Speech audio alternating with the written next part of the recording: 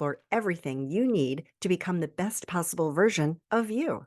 This is Sandee Sgarlata, and today I've got some exciting news for our dedicated listeners. We've just launched our exclusive members-only portal. This is your ticket to a world of additional content designed to deepen your understanding and engagement with the Happiness Solved mission. To learn more about all of the exciting benefits, stay tuned until the end of the episode where I will explain in greater detail. For those interested now, head over to happinesssolved.supercast.com. Today is another amazing conversation, so let's get started.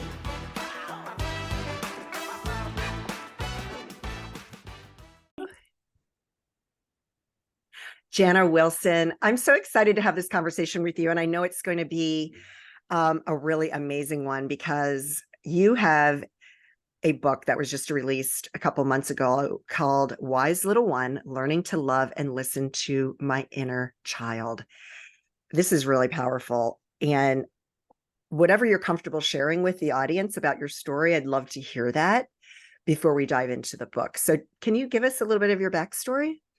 Sure. Thank you, Sandee. It's an honor to be here. I'm really happy to be here with you today. And yeah, I grew up in the South, in Central Florida, and I grew up, of course, to two very emotionally dysfunctional parents, and endured a lot of trauma. And so trauma, there's a test that we give to clients to really ascertain what level of trauma that they've had. It's called adverse childhood experiences. And there's 10 questions, and I score 10 out of 10. So, I went on a lifelong journey, really woke up at a young age at 12. I begin the book with this story. It was a mystical experience. And I woke up and had this really profound experience at 12 years old, which really set me on a trajectory of personal development, spirituality, a lot of psychology and spirituality. It's what I teach now with my emotional healing system.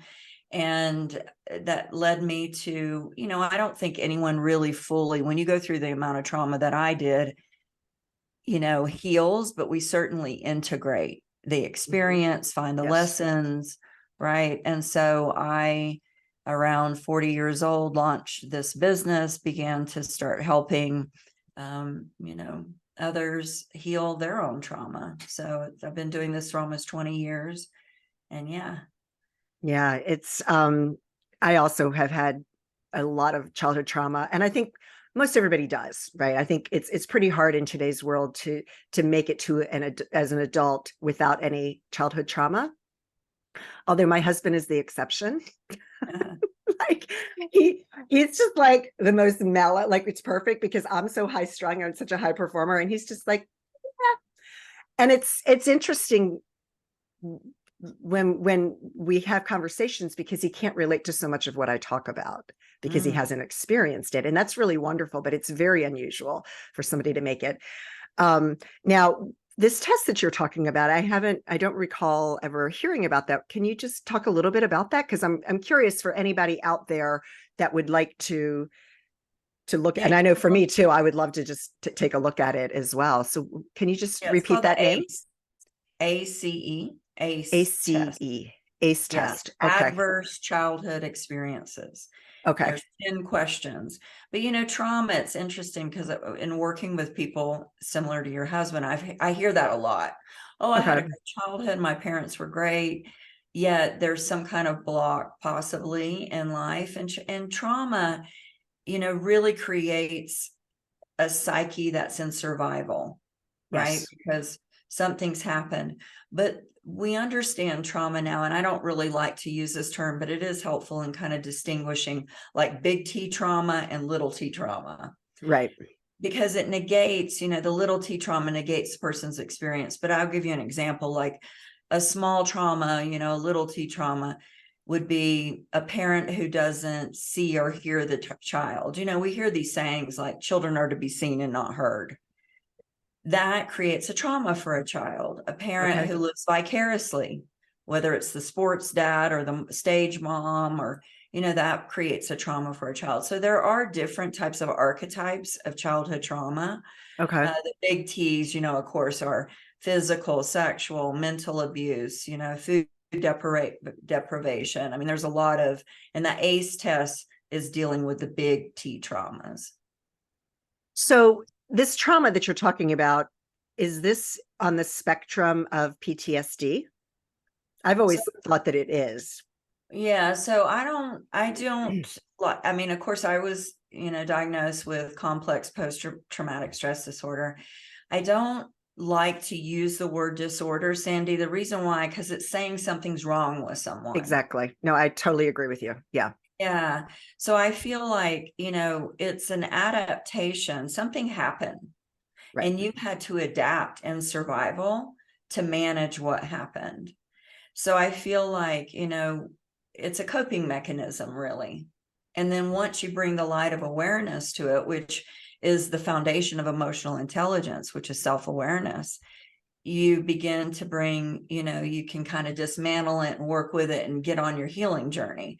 But until you're able to take the labels off of I have a disorder, if I keep Yes. owning I have a disorder, I'm arguing for my limitations, right? Yes. Yeah. Absolutely. Yeah, without question. And there's so many people that don't even recognize that they are the way they are today because of that childhood trauma. How do you navigate working with people? Maybe they come to you and they just don't see it. Like, how do you navigate when somebody is just completely oblivious to how the way they show up in the world is related to that childhood trauma? Well, in my private work, I'm very selective. So I do private intensives where people fly out to Santa Fe from all over the world. I have clients and they spend a week to sometimes, 10 days here. And my husband's a physician. I do a lot of hypnotherapy and we take them through what we call the emotional healing system. Okay. And so if I'm working privately, it's an interview process. If someone isn't a little further along, they've done some therapy, they understand themselves, I wouldn't take them as a private client. Now, public events, group events, certainly people are coming from all points and perspectives, right? So it's up, I really look at myself as an educator, Sandee. Like I'm Mm-hmm. giving someone the information to educate them. If we go to traditional, top-down therapy, which is what I call, Western medicine, we go see a psychologist, we begin a journey of psychotherapy for 50 minutes, an hour. It's just touching the surface. We never get to root cause.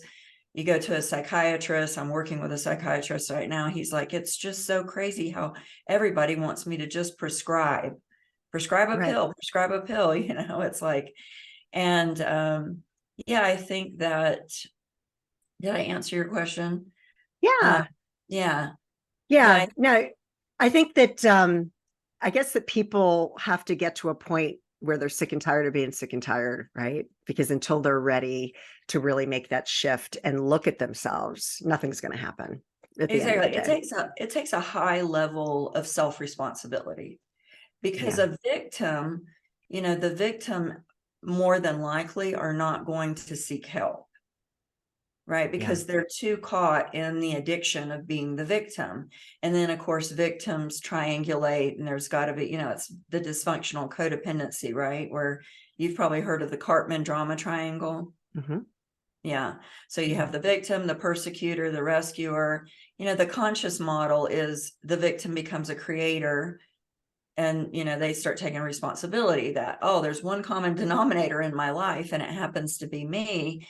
And yes, in my past I may have been a victim. When I was a child, I certainly was a victim. Right. I was molested as a child. I had a gun put to my head. I experienced some very extreme situations and experiences of trauma as a child. Now, once I had that near-death experience, I call it. It was an out-of-body experience at 12 years old. And that woke me up. It was, an awareness that my parents weren't my parents. that this life really wasn't the life that I thought it was. I was being told this, and then I was back in my body. And I was only 12. Interesting. Wow. But it was such an awakening that by the time I was 19, 20, I was studying metaphysics. I was on my path. I was like a voracious learner. I was really like, okay, I want to correct what happened to me as a child. I don't want to repeat what my parents did. Like I had that awareness, 40 something years ago. That's incredible. Because I Yeah. know for me, I did not have any sort of awareness. I literally, I was a competitive figure skater, and that was my escape. Was I would escape to the ice and do my thing. But then in my early 20s, I ended up abusing cocaine, and and it wasn't until I hit rock bottom there that then, that was 34 years ago, and I, ended up on that trajectory. But I totally understand what you mean about being aware of things, that were maybe done to you by your parents. And I realized that when my son was born and he was crying and I couldn't get him to stop. And I had this rage come through me because I was, beaten, beaten, beaten, beaten. And you know what? That's kind of what our parents, they were victims from their parents. It's generational. And so I made that decision. I put him in his crib. I walked out of the room and I looked at my now ex-husband and I was like, I will never, ever, ever hit my child, ever. And to this, he's 23 years old, and he knows, like, he used to joke when I would be like, pushes on me like, oh, you hit me. And, we would make a joke about it because he knows like that I made that conscious decision that I am breaking this cycle Mm-hmm. that has been going on for generation upon generation upon generation in my family. And that's such a really good feeling. There's so many other patterns that need to be broken that probably weren't, but what can we do? Right?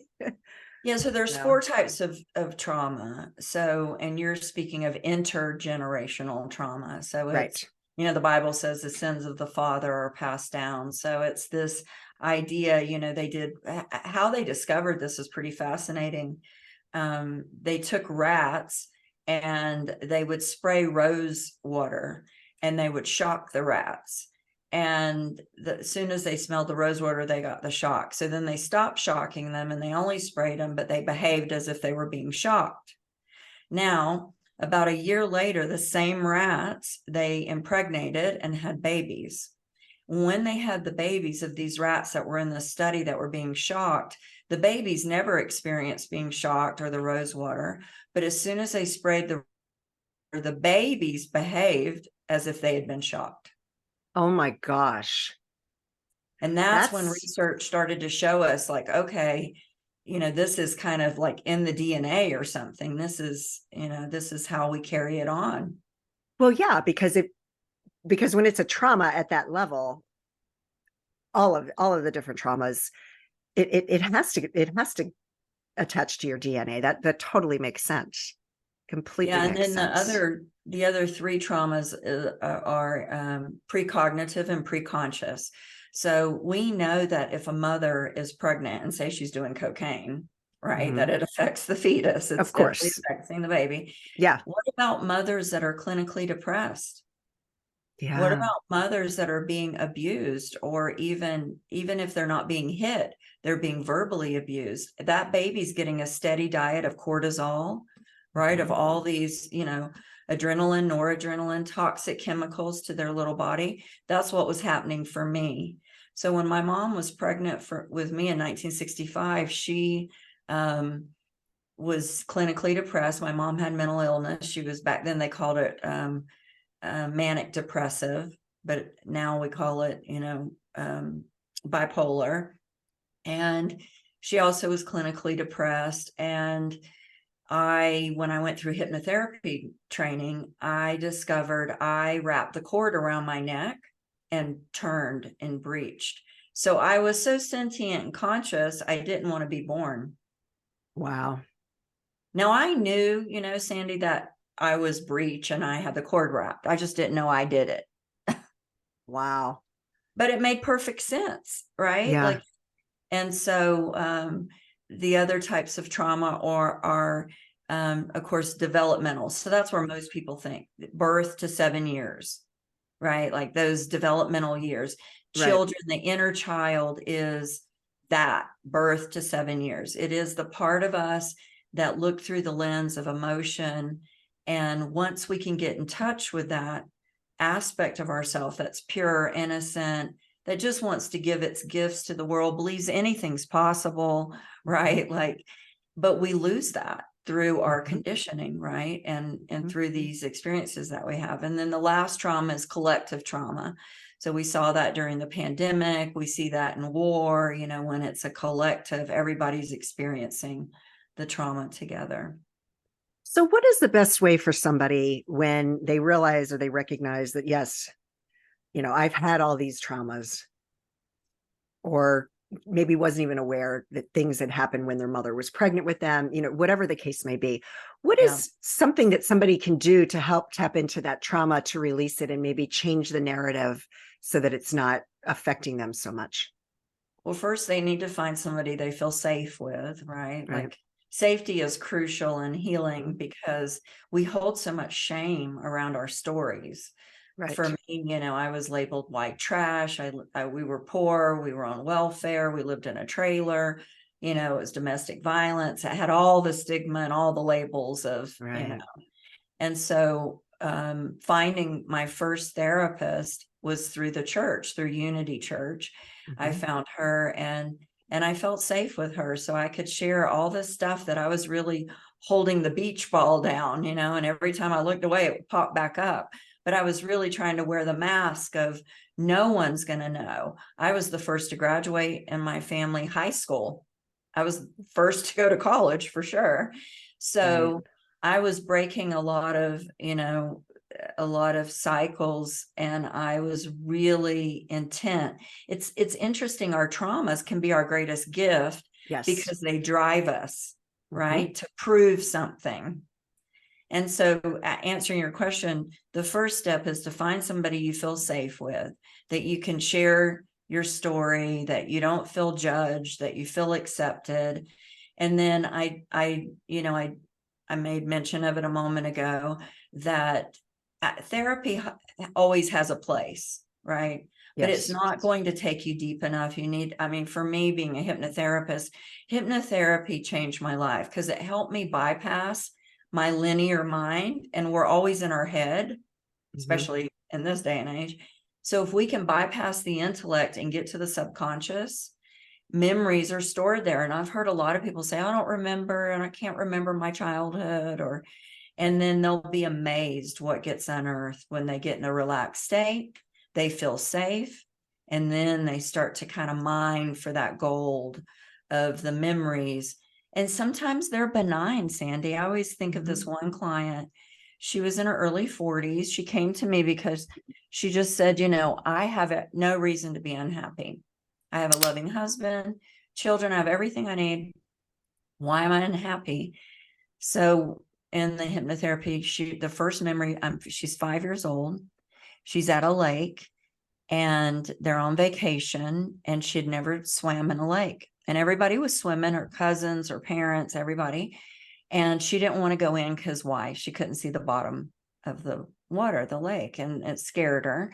And so she said no. Rather than respecting her feelings, her parents, knowing that she would be fine, thinking it wasn't a big deal, forced her into the water, kicking and screaming.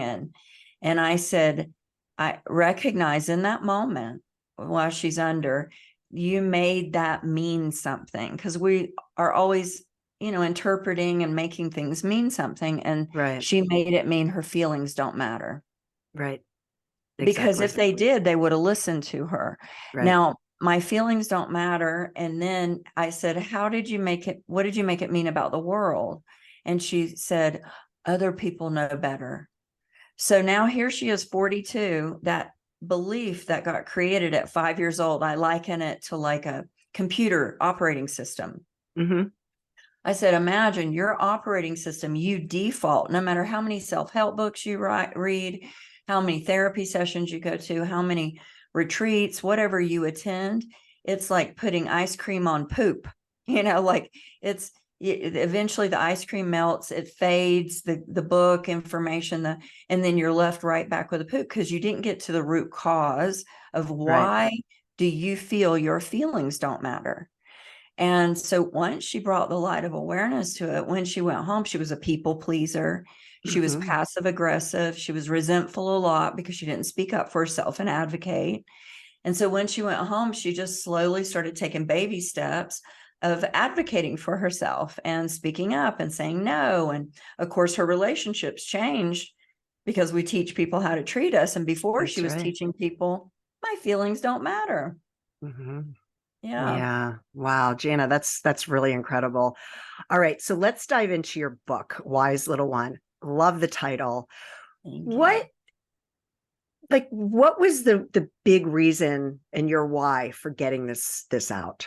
Because we all have to have that why, right? Yes, yes, the why. Yeah, the Well, why. number one, for, my family, for posterity, for legacy, Mhm. I broke a cycle, a very toxic cycle Right. of addiction, of abuse, of mental illness, and poverty. I really wanted to leave that to my grandchildren. I have a grandson, another one on the way. Oh, My daughter, I feel I raised. Was I perfect? No, we're wabi sabi. We're perfectly imperfect humans, yep. but I certainly raised her to be emotionally intelligent. I honored her. I valued her, which is what I didn't get. Hmm. And she has grown into, a magnificent mother and wife, and really broke the cycle. And so the book was really an homage, like a tribute to look at what I did and Mm. look where I came from and who I am today as a thought leader, as a teacher. Um, and it's a love story. It's really a love story of once I fell in love truly with the precious little girl inside of me that deserved, it's never too late to have a happy childhood, that deserved that childhood she did not get. Then is that's when I really reconciled and extracted, I guess, the wisdom out of all that trauma, and was able to, I always joke, like make lemonade out of the lemons and create something beautiful. And so the book was 25 years in the making. Mm. I would just write stories from my childhood on my computer. I had a file, and timing, it was timing. I hadn't met my now present husband. We've been together 8 years. So the book begins on the night before I meet him, and kind of being called by spirit to leave a retreat that I was at in California, a meditation retreat. And I fought it and I fought it. And then finally, on day 3 of this week-long meditation retreat, I listened, because I thought, well, gosh, why do I meditate? To listen to that still small voice, right? My intuition. And I left, got on a plane the next day that I was not supposed to be on, and sat next to him. Oh my gosh, I love it. I love it. And so I I have a begin, yeah. Yeah, no, that's great. I mean, I love that because I'm on my second marriage as well, and we had a very interesting, you know, kind Way of you met. wasn't supposed to meet and we ended up meeting kind of thing. So that's beautiful. So go on. Yeah, so and then the night before I leave this retreat, and it was at Esalen in California, and there's nude bathing there.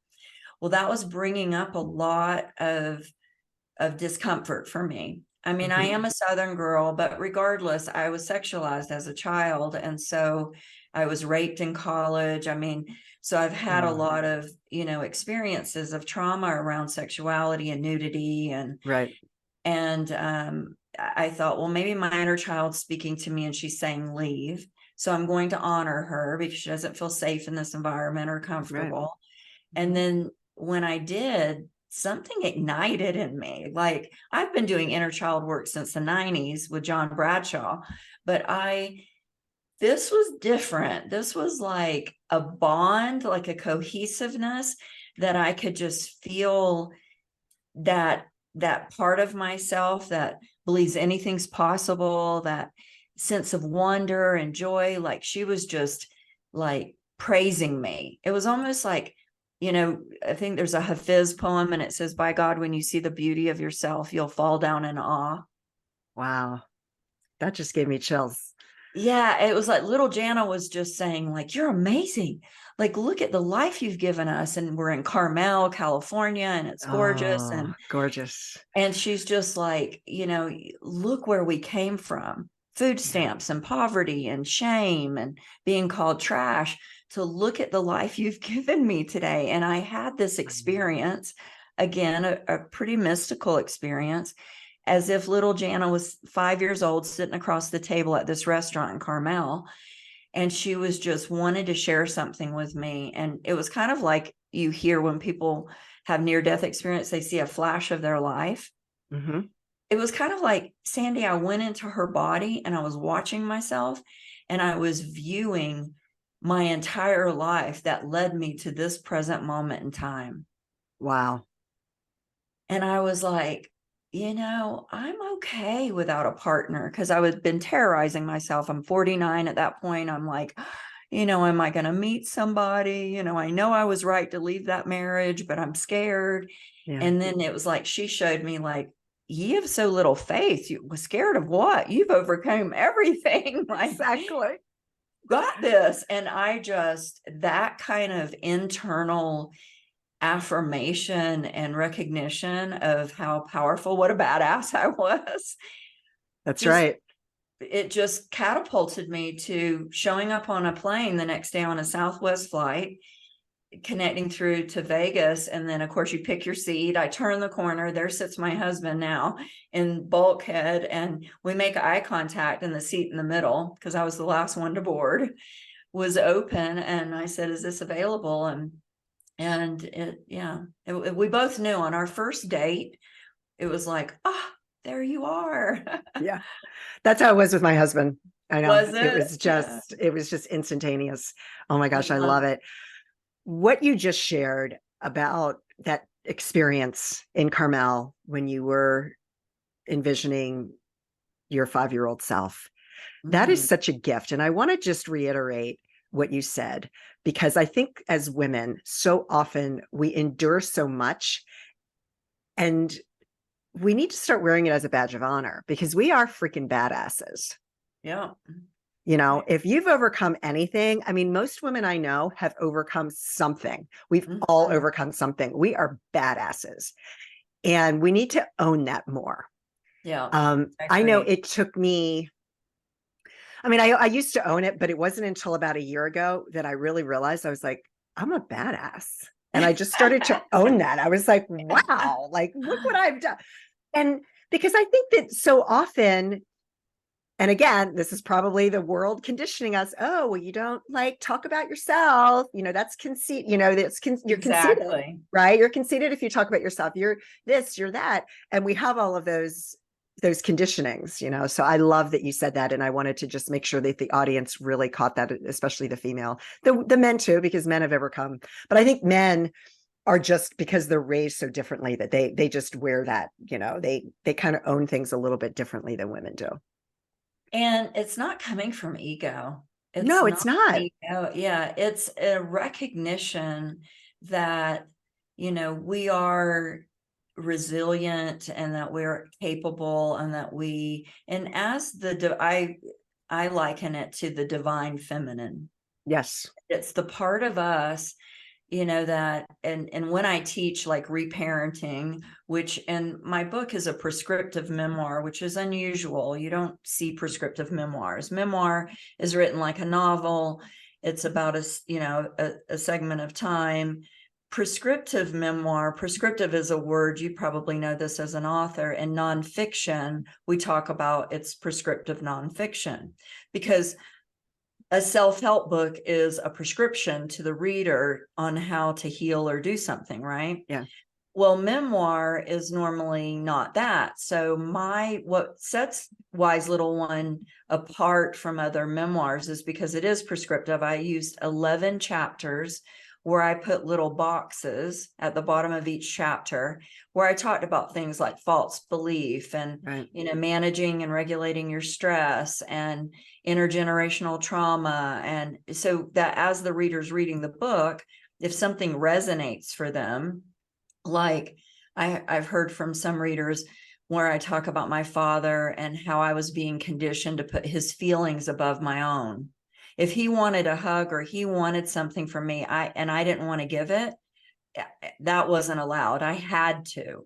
Mm, So it was creating this, so even though I went through a lot of trauma, a lot of how I described the experiences of conditioning, people could relate to who hadn't experienced that level of trauma.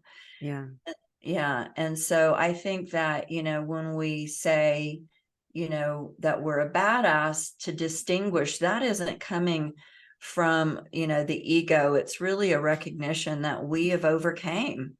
that's right. And yeah, we're, it's amazing. I mean, Yeah, when you can stand in a place, and I'm sure you'd agree with this, in your life and look back and go, I wouldn't change anything. that's right.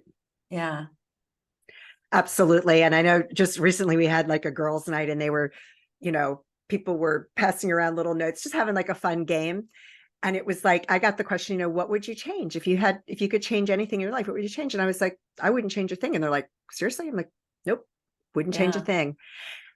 And I love that because you have to own it, because I know that everything has happened for me, not to me. exactly. And you have to get to that point in your life Tony where, Robbins quote. and was that a Tony Robbins quote?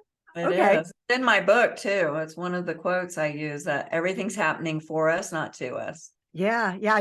Because Tony Robbins was definitely one of my first, mentors, virtual mentors, if you will. I took a lot of his courses and I had his whole big CD collection of all the, Me too. right. But, Jana, this has been such an amazing conversation. Where can people find you and learn more about you? And, if they want to work with you potentially, where can they just learn more about you? Do you have a website you can put out? Yeah. So Emotional Healing Systems is the name of my business. So I Okay. created, a very comprehensive system that if someone followed, my husband and I are co-authoring that Okay. book right now. So that will be a self-help book. But emotionalhealingretreats.com, you can, find the group retreats for 2024, where we'll be somewhere in the country. We do 5-day intensives and weekend retreats. And then here in Santa Fe, we have a healing center, 2,600 square foot, 3-bedroom yoga studio, where we invite people to work with us one-on-one. So yeah, we have both, so group and one-on-one. And then Right. janawilson.com is the book website. And of course, listeners can find the book on Amazon and, anywhere books are sold. But yeah. Right. Oh, I love it. I love it. Any final words that you'd like to share with the audience before we finish up? Yeah, thank you for asking that. A lot of people, because we are really talking about self-love and falling in love with self and relating Mhm. with our emotions as that inner child, the wise little one. I think a lot of people don't understand what self-love is. It's not just Calgon, take me away in a bubble bath, right? Although that's really wonderful. It is. It's not always just a day at the spa or getting your nails Right. done or whatever. So Right. I've broken it down into 6 ways we love ourselves. So Mhm. emotionally, and if you think about it, it's really the love languages when you give yourself, Yes. the love. But emotionally, do a tiny habit when you're brushing your teeth in the morning. Look at yourself in the mirror. Maybe get a picture of yourself as a little girl. I have mine everywhere. Oh, And, I put them on my phone on my picture of my little girl. I love it. So find a picture of yourself around 5 years old, is usually really sweet and innocent, and begin to relate with your emotions. If you're anxious, I'm not anxious. My little girl's anxious. And so I can tend to those feelings. So emotional love is so important. And of course, there's physical, eating well, moving your body. Good parents don't allow their children to eat ice cream all day and watch TV, right? Right. And financially, keeping your financial house in order. That's a way we love ourselves. We love ourselves through the mirror of relationship. making sure that you're in relationships with people who mirror back to you the love and the respect you give yourself. Because if you are in relationships where they're not doing that, it's an indication that internally you're not loving and respecting yourself, right? Mm, Or you wouldn't be in that relationship. right. And organizationally, keeping things organized is another way we love ourselves. Children thrive in, consistency and, when they know bedtime's at this time, and, so keeping things very organized in your life. And then spiritually, of course, Mm, spiritually connecting to spirit every day. I teach, spiritual psychology, and it is the foundation because we can't do it alone. We need a connection to a higher power, whatever you want to call it. yeah, And that connection is what sustains you when, what hits the fan, right? that's right. That's right. Oh my gosh, Jana, this has been such an amazing conversation. Her links will be in the show notes, so you can always check those out if you're driving and don't want you to look at your phone now. But Yeah. yeah, so such an incredible conversation. Jana, thank you so much for Thank you. being on today, and thank you to all the listeners.